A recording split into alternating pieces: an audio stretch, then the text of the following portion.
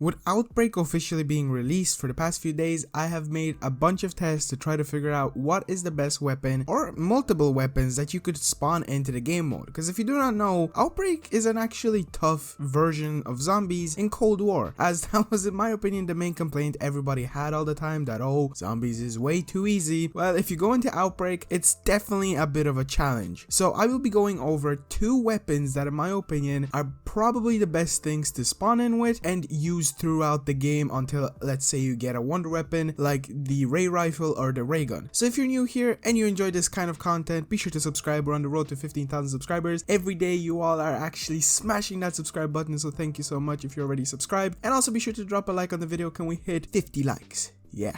Can we do that? But without further ado, let's get right into it. So the first weapon I'm going to be talking about is actually one that I made a video on not too recently, that in my opinion is just one that you just have to use in normal versions of zombie modes like Firebase Z and D Machina, and that is the Hauer 77. Now I won't be going over the attachments, but I will have specific ones down in the description just so I don't have to go over them in this video and in a way make it too long. There's no need for that. So if you want the specific attachments that you definitely need with this gun, I will have them in the description, so just go down there and you can see them. Now the reason I tell you to use this shotgun is because it is actually a very powerful weapon for a very long time, but do bear in mind you will have to have it pack-a-punched and leveled up, so be on top of that. But from spawning in, you will be able to shred zombies left and right. It does have really good range with some of the attachments that I gave it, and on top of all of this, it will be very effective till the higher versions or rounds, objectives, whatever you want to call it, in Outbreak, and it will be very powerful, more specifically on elites and other special zombies that are in the game mode. And the second weapon that I definitely recommend for you to use, and this one surprised me because it is super powerful and it's probably the one that you should use over the Hauer, and this one is probably more powerful than the Hauer from what I'm experiencing for the past few attempts that I've tried to test it out fully, and that is the AK-47. This weapon is surprisingly extremely good, and I don't know why I never knew this. I never really used it. I only went for Dark Ether with it, and that was my experience fully with the AK-47. But since then, since when I tried out all the weapons to see which one is the best, the AK shined through, and the reason it's probably better than the Hauer is because of its range. Now that's a disadvantage by using the Hauer. It doesn't have really good range. It's only from a close range since it's a shotgun, but while the AK does obviously